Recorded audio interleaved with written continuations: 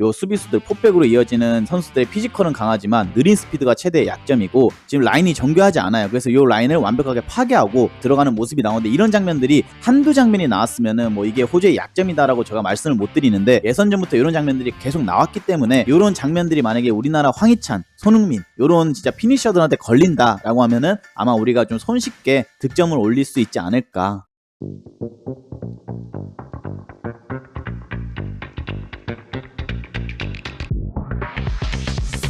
일단은 첫 번째 토픽 조규성 선수의 인터뷰가 나왔습니다. 극적인 동점골도 넣었고 다시 한번 믹스존에 올랐는데 상당히 기분이 좋아 보였습니다. 영상도 제가 봤는데 클린스만 감독이 옆에 바로 앉아 계시고 조규성 선수가 여기서 인터뷰를 하고 기자님들이 뭔가 질문들을 좀 했어요. 그래서 질문들을 좀 간추려 보면은 강철 멘탈, 조규성 비판 진짜 하나도 신경 안 써. 운동선수의 숙명이다. 기자님들이 호주 수비수들의 신장이 크다. 어깨가 무거울 것 같은데 그래서 이제 조규성 선수가 호주라는 팀 자체가 단단하다. 수비도 단단하다. 하지만 우리는 더 좋은 공격수가 많다. 호주 선수들 피지컬이 좋지만 우리는 빠르고 날렵한 선수들이 더 많다. 득점력에 관해서는 크게 걱정하고 있지 않다. 그리고 휴식일도 호주보다 이틀이나 적었고 경고가 있는 선수도 많다. 부담이 되지 않는가 했을 때 모두 경험이 많은 선수들이다. 크게 걱정하지 않는다. 체력적인 부분보다 정신적인 부분이 더 크다고 생각한다. 경고도 많은 선수들이 받았다. 그러나 또 경고를 받으면 어떡하지라는 생각으로 경기장에 들어가는 선수는 한 명도 없다. 경고를 받더라도 당장 한 경기 한 경기가 중요하다. 그래서 이제 여기서 하이라이트 질문이 나와요. 비판에 신경 쓰지 않는다고 밝혔다. 정말 신경 쓰지 않았던 건가? 혹은 스스로 그러려고 노력하는 건가? 이 질문을 했는데 조규성 선수가 진짜 하나도 신경 안 쓴다. 모든 운동선수라면 겪어야 할 숙명이라고 생각한다. 나뿐만 아니라 운동선수라면 모든 주변의 소음에 신경 쓰지 않고 자기만의 노하우가 있을 것이다. 난 명상도 자주 하고 책도 읽곤 한다. 긍정적인 영향을 주는 사람들이 많다. 감독님도 계시고 동료들도 있다. 비판에 정말 하나도 신경 쓰지 않는다. 그리고 이제 통계 매체에서 뭐 한국의 승리 확률을 47.3%로 점쳤다. 예상을 깰 자신이 있냐? 했을 때는 그렇다. 난 자신 있다. 이렇게 이제 대답을 했습니다. 그래서 지난 조규성 선수가 아시안컵이 시작되고 나서도 수많은 비판 여론이 있었어요. 뭐 비난 여론도 있었고. 근데 그때도 조규성 선수가 별로 신경 안 쓴다라는 말을 했었거든요. 이제 경기장 미스존에서. 근데 요번에 인터뷰할 때도 보면은 나는 요런 비판에 전혀 타격이 없다. 신경 따위 쓰지 않는다. 그리고 득점으로 증명을 한다. 이렇게 이제 대답을 했습니다. 신경 쓰는 것 같습니까? 안 쓰는 것 같습니까? 좀 쓰는 것 같아요. 왜요? 그러니까 이제 쓰는데 솔직히 그게 어떻게 안 쓰이겠어요. 연예인들도 그게 쓰이는 게 솔직히 맞잖아요. 그리고 조규성 선수가 막 어렸을 때부터 열연별 대표 쭉 밟아오면서 스포트라이트를 계속 봤던 이승우, 백승호 이런 선수도 아니고 그러니까 성장해서 이제 국가대표팀 A매치 들어가고 난 뒤에 작년에 엄청난 사랑을 받았고 엄청난 인기를 끌었잖아요. 그리고 이렇게까지 조규성 선수를 비판한 여론은 이번이 처음일 거예요. 자기 축구 커리어상. 이렇게까지 비판받긴 처음이겠지. 그렇죠. 그렇다고 뭐 전북 현대나 안양에 있을 때 조규성 선수에 대해서 엄청 뭐 안 좋은 비판이 많았던 건 아니고 많은 관심이 우리가 있었던 것도 아니고 그러다 보니까 솔직히 사람이라면은 비판과 비난 여론에 의식을 할 수밖에 없어요. 근데 전 너무나도 긍정적인 게 요 비판 비난 여론을 본인이 득점으로 증명을 해서 떳떳하게 다시 믹스존에 섰다는 게 너무 멋있어요. 그래서 이제 뭐 비판에 신경 쓰지 않는다 했기 때문에 앞으로도 계속 좋은 활약을 보여주시지 않을까 이렇게 생각을 하고요. 그리고 이제 다음 같은 경우에는 우리가 맞붙게 될 그레이엄 아놀드 요 호주 감독의 간단한 프로필이고요. 이 호주 감독님이 호주를 정말 오랜 기간 이끌었어요. 2018년도부터 호주를 이끌기 시작해서 계약이 지금 2026년까지 되어 있고요. 그 다음에 이 감독님 뭐 4-2-3-1 포메이션을 즐겨 쓰는 지도자고 오스트리아 국가대표팀, 그 다음에 오스트리아 언더 23, 그 다음에 시드니 FC, 그 다음에 베갈타 샌다이, 그리고 센트럴 코스트, 그리고 오스트레일리아 어시스턴트 매니저, 코치부터 시작해가지고 쭉 요 커리어를 밟아오신 분이고 J리그 경험이 짧게나마 있고 선수 생활도 J리그에서 했더라고요. 그래서 요 감독님이 어떤 축구를 구사해 주실지도 우리가 좀 지켜보는 게 중요한 관전 포인트가 될 것 같습니다. 네, 호주라고 하면 여러분들 그냥 짭포스테굴루라고 보시면 됩니다. 짭쿨루? 짭굴루예요, 짭굴루. 왜 짭쿨루죠? 그냥 포스테코글루 감독님이 추구하는 축구, 요즘 신세대 축구죠. 그 축구를 좀 따라하려고 하는데 하프스페이스? 그만큼의 선수에 대한 기동력이 부족하고요. 선수들의 퀄리티가 부족해서 네. 사실상 매력 없는 팀이다. 그럼 감독의 능력은 있는데 선수단에 맞춰서 전술을 아니, 짜지 저는 않는다? 클린스만 다음으로 이번 대회에 능력 없는 감독 중 한 명인 것 같아요. 무능한 지도자다? 무능까지는 아니고 전술은 있잖아. 네, 자기만의 그러니까 컬러는 있잖아요. 호주의 축구를 보면 네. 어떤 축구를 하려고 하는가는 보이잖아. 근데 그게 과연 이 팀에 맞느냐라고 봤을 때는 맞지 않는다. 그래서 나는 그냥 클린스만 감독 다음으로 이번 대회에서 가장 매력이 없는 감독이 그러니까 토너먼트 올라온 지도자 중에 지금 8강에 들어간 감독들 중에 클린스만 다음으로 매력 없는 지도자이지 않을까 이렇게 저는 생각하고 있습니다. 아무튼 뭐 그래도 이 감독님이 뭐 매력이 없다, 재미없는 축구한다 하지만 어쨌든 8강까지 호주를 꾸역꾸역 올리고 있어요. 꾸역꾸역도 아니야. 그냥 계속, 시원하게 올라가죠. 대승하면서 올라오고 있습니다. 그리고 난데 이제 요 감독님이 또 친분이 있어요. 포스테코글루 감독이랑. 그래서 포스테코글루가 이번에도 인터뷰를 했죠. 아시안컵에서 손흥민의 한국이 호주에 이어서 준우승하길 바랍니다. 일단 이거는 불가능해졌죠. 대한민국이 1등으로 올라가지 못했기 때문에 네. 호주와 결승에서 만나가지고 네. 호주가 1등하고 손흥민이 2등하기를 바랬던 건데 그쵸.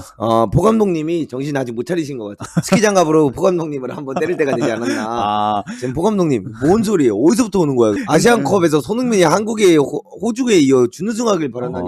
지금 토트넘에서 흥민이 형 없어가지고 그쵸. 어제 애들 멘탈 나가는 거 못 봤어요, 포 감독님?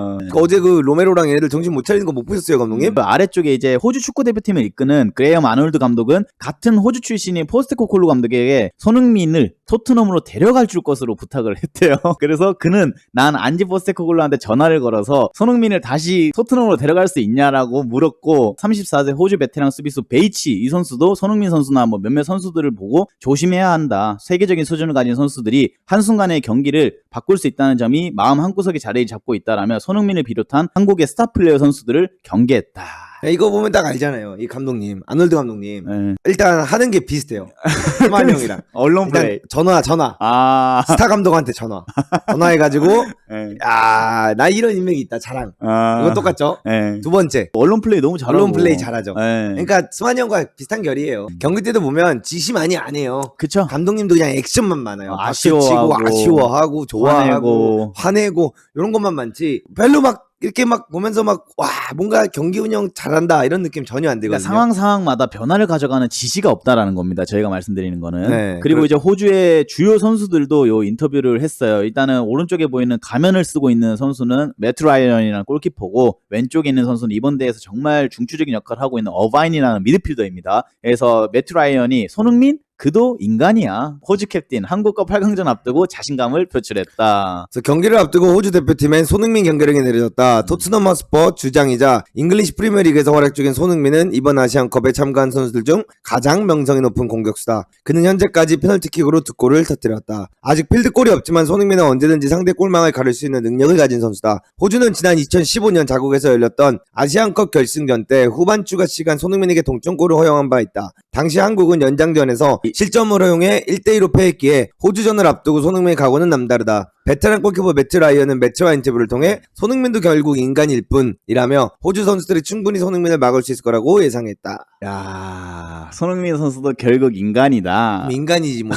터미네이터야 뭐야? 터미네이터냐고. 근데 사람들이 봤을 땐 손흥민이 좀 터미네이터 같아 보일 수는 있는 게 부상이 없으니까 이 선수가 뭐 탈장이 걸려도 시즌에 10골 이상 파고 안 하고 뭐 햄스트링 같은 게 뭐 있어도 어쨌든 모든 주요 대회 다 나와. 안 하고 와도 가면 쓰고 월드컵 뛰어. 네. 터미네이터이긴 해. 그쵸. 다치지를 않는 거를 보면은 정말 부상이 없는 선수다 생각을 하는데 일단 요 매트 라이언이라는 골키퍼가 이런 발언을 한 것도 있지만 이 선수도 상당히 이번 대회 때 잘해주고 있어요. 어쩌면 호주가 조금은 느린 수비진을 보호해줄 수 있는 골키퍼가 매트 라이언이기 때문에 호주가 8강까지 저는 올라왔다고 생각을 해요. 근데 난 그건 있어. 이 선수가 과연 이번 대회에서 테스트를 당했냐? 제대로 된 테스트 우즈벡한테 한 번 당했는데 그때 골 먹었잖아요. 네. 그러니까 저는 이렇게 생각해요. 우즈벡과 1대1로 비겼어요. 그때 호주도 나름 좀 강한 라인업을 들고 나왔거든요. 그쵸. 그거 보면 호주의 수준이 한번 보여줬다고 생각해요. 호주가 뭐 5일 더 쉬고 뭐 우리나라가 이틀밖에 못 쉬었네 뭐 3일 더 쉬네 뭐 이런 거 아무 상관없고 여러분들 이틀밖에 못 쉬는 거 그게 중요하지 않아요. 그쵸. 축구 선수들이고 프로 선수들이고 수준 높은 레벨에서 뛰는 선수들이잖아요. 이 선수들은 우리가 생각하는 것보다 더 많은 회복을 하고요. 더 많은 마사지를 받고요. 더 좋은 시스템에서 최대한 빨리 회복을 합니다. 그래도 먹는 거며 자는 거며 모든 게 다 관리가 들어가요. 그래서 이게 물론 휴식에 대한 기간의 차이는 있지만 저는 이것 때문에 지고 막 지치고 이런 건 없을 거라고 생각해요. 그죠. 그리고 이게 선수들이 멘탈이 지금 살아있잖아요. 그러니까 몸이 좀 힘들어도 정신 상태가 건전하잖아요. 그러면은 이 경기를 충분히 이겨낼 수 있어요. 요게 호주라는 팀의 어느 정도 약점이라고 볼 수 있는 부분들이고 우즈베키스탄과의 경기에서 나왔던 뭐 뒷공간이 발생한 장면들입니다. 그래서 호주의 지금 라인업을 보시면은 요게 이제 아마 인도네시아와의 라인업일 겁니다. 존스라는 오른쪽 풀백, 그 다음에 슈터, 그 다음에 롤스, 그 다음에 베이치, 그 다음에 미드필더에는 보일, 마쿠스, 그 다음에 어바인, 그 다음에 보스, 그 그다음에 맥그리, 포르날리 이렇게 이제 인도네시아전에 베스트 11을 띄웠는데 이게 좀 잘못 나온 건데 이제 17번에 바쿠스라는 선수가 약간 수비형 미드필더, 홀딩 미드필더처럼 아래쪽에 처지고요. 어바인이랑 맥그리가 좀 높은 위치에서 뛰고 있습니다. 그래서 우즈베키스탄 할 때 여기서 뭔가 뒷공간을 털리는 장면들을 보면은 역시 호주의 약점은 발이 느린 수비수들의 뒷공간 커버링 능력. 그다음에 요 수비수들 포백으로 이어지는 선수들의 피지컬은 강하지만 느린 스피드가 최대의 약점이고 요 공간에서 아시안컵 예선 3차전 우즈베키스탄의 뒷공간에서 정말 많은 약점을 노출했고 이제 매튜라이라는 골키퍼가 넓은 스위퍼형 골키퍼로서 이 약점들을 좀 보강을 하고 있다. 이렇게 좀 봐집니다, 저는. 그리고 일단 호주 같은 경우에는 저는 요렇게 라인업 비슷하게 나올 것 같아요. 일단 보일 자체가 굉장히 오른쪽에서 바이라인까지 드리블 쳐가지고 크로스 올리는 유형의 선수고 네. 보스 같은 경우에는 뭐 하는지 모르겠고요. 근데 나름 왼발로 좀 뭐 왼발로 뭐 깐족거리는데 별거 없는 선수예요. 어바인 이 친구도 열심히 뛰고 네. 막 많이 뛰는데 기술이 없어요. 그냥 갤러거. 그냥 토니 갤러거다 이렇게 네. 말씀드리고 싶고 그냥 그나마 우리가 좀 위험하게 느껴야 되는 거는 가끔 가다가 한 번씩 올라오는 베이치 그 다음에 포르날리. 제 생각에는 뭐 지금 구두인이 나온다 뭐 누가 나온다 이런 게 있는데 아마도 포르날리가 나오지 않을까. 저희가 호주 경기를 보면서 느꼈던 거는 듀크라는 공격수가 있었고 그다음에 옌기라는 선수가 있었고 마지막으로 포르날리라는 옵션이 있었는데 인도네시아전에 포르날리가 뛰는 걸 보니까 확실히 포르날리가 등져주고 이런 거는 위협적으로 잘 하더라고요. 그리고 뒷공간 침투도 좀 더 파괴력 있게 해주면서 요 선수가 선발로 나올 확률이 매우 높다. 네. 이렇게 좀 말씀을 드리는 게 맞아요. 그리고 뭐 호주가 사실 뭔가 롱볼 축구하지도 않고요. 은근히 썰어 들어오려고 하잖아요. 뭐 빌드업 해가지고 하프스페이스에서 막 침투 많이 하고 어바인이라든가 맥그리가 계속 침투해주면서 보일이랑 막 보스 막 올라가면서 막 엄청난 크로스 플레이라든가 막 뚝배기 축구를 하진 않아요. 포르날리라든가 듀크가 내려오면서 공 지켜주고 계속 하프스페이스 침투해주고 이런 축구를 하기 때문에 이런 축구를 하는 부분에서 하프스페이스를 뛰어들어간 친구들이 느리죠. 그쵸. 느리기 때문에 그렇게 위협적이라고 저는 생각하지 않아요.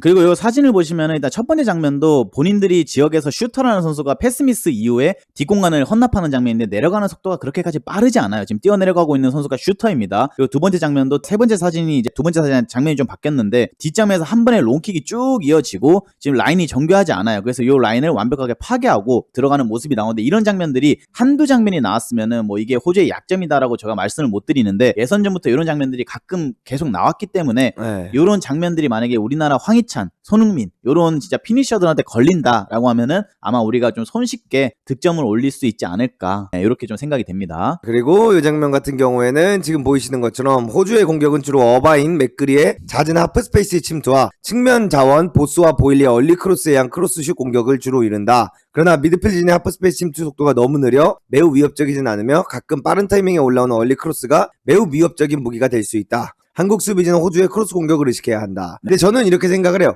우리나라 선수들이, 우리나라 풀백들이 네. 이날 경기는 어떻게 대비를 해야 되냐면 이 선수들이 안으로 들어오게끔 유도했으면 좋겠어요. 윙어들이 네. 왜 안으로 들어오게 위도를 해야 되죠? 능력이 없으니까요. 1대1 돌파 능력이 없다. 1대1을 바깥쪽으로 쳐가지고 결국 크로스를 올려야 되고 이 선수들이 바깥쪽으로 치는 선수들이지 네. 안으로 들어오게 하는 순간 우리가 여기 미드필더진이 딱 준비되어 있으면 그거를 막 정교하게 썰면서 들어올 수 있는 능력이 안 돼요. 그리고 또 정발 윙어를 쓰는 네. 팀이기 때문에 안으로 밀고 들어왔을 때 우리의 이강인, 정우영 선수한테 바라는 그런 인플레이 상황이 많이 안 생겨요. 이 선수들은 딱 공을 잡으면은 사이드로 치고 올리려고 하는 습관들이 많은 공격수들이기 때문에 네. 아마도 그렇게 위협이 되진 않게 잘 막아낼 것 같다. 그래서 사이드로 오히려 파괴하기보다는 대놓고 안을 보여줘서 풀백들이 나가면서 안으로 들어와라. 니네 이거 뚫고 들어와 봐라. 한 다음에 뺏어가지고 그냥 카운터 치면 어제 브렌트포드 골 난다. 그리고 첫 번째 사진이 이제 진짜 저 어바인이라는 선수가 하프스페이스에서 쭉 들어가서 크로스 올려서 상대 굴절돼서 득점을 했던 인도네시아전 장면인데 저기서도 침투하는 속도가 느려요. 느린데 이게 인도네시아 선수들의 뭔가 수비 조직력이라든가 개인 퀄리티가 좀 떨어져서 이게 허용이 됐던 거지. 아마 우리나라 선수들이라면 저 정도 스피드의 하프스페이스 침투라면은 그렇게까지 위협을 못하지 않을까. 저 하프스페이스 침투 속도에 먹히면은 이건 진짜 문제 있다 봐야 돼요. 아, 짐 싸야 되는 건가요? 전 진짜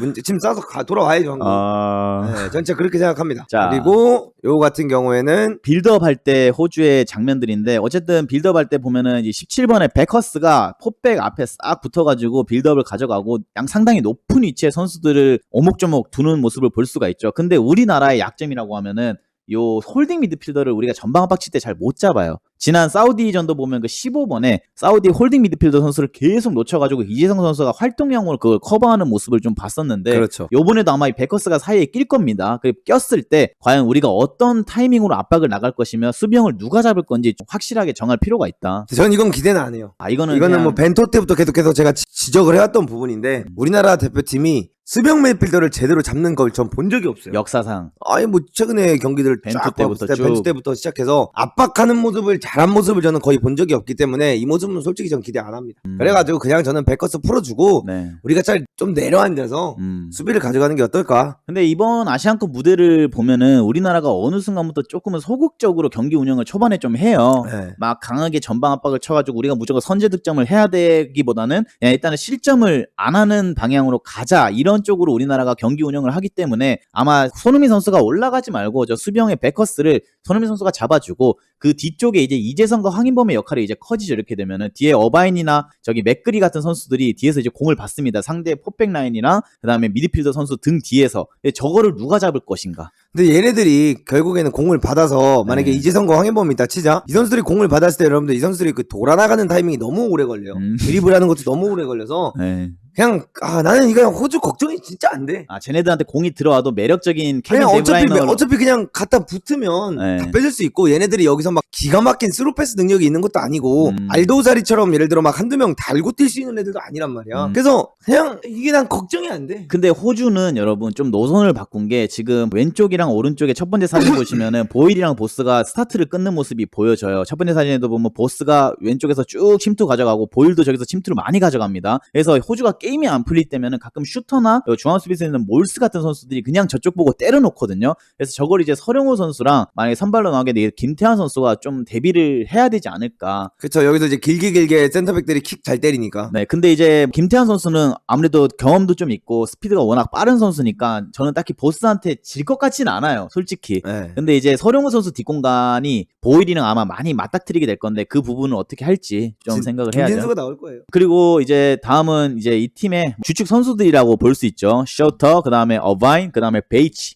매튜 라이언 요 선수들인데 솔직히 여기서 지금 두 명의 선수는 어쨌든 2부 리그 선수이고요. 셔우터는 레스터시티라는 챔피언십 무대에서 뛰고 있고 어바인은 장파울리라는 분데스리가 2에서 뛰고 있고 그렇죠. 그리고 이제 매튜 라이언 같은 경우는 알크마 그 다음에 베이치는 지금 호주 그 국내 리그에서 뛰고 있는 걸로 저는 알고 있어요. 그래서 뭐 프리미어 리그에서 정말 좋은 활약을 하고 있던 이전의 호주 라인업에 막 팀 케일 이런 선수들이 없다라는 게 호주에 아무래도 조금 단점이 될 수 있다. 근데 이 베이치 같은 선수는 이 선수는 경험이 너무 많아가지고 사실 저는 이 선수가 가끔가다 오버래핑 나오는 그 한 방을 우리가 조심하기만 하면은 되지 않을까. 근데 나이가 있어가지고 아마 오버래핑을 많이 전보다는 많이 못 나올 거예요. 그리고 이제 그 베이치랑 이강인 선수가 아무래도 맞닥뜨릴 상황이 많이 나오는데 저번에 저희가 잠깐 말씀드렸다시피 이강인 선수가 좀 더 공격적으로 베이치를 수비할 게 좀 많이 묶어둔다면 아마 베이치가 공격을 많이 못 나오는 상황이 생기지 않을까. 근데 이 선수도 성격이 자기가 못 나오고는 못 빼기는 성격이라 버리고 나온다. 내가 봤을 때 많이 나올 거야. 그렇게 저는 예상을 하고 있습니다.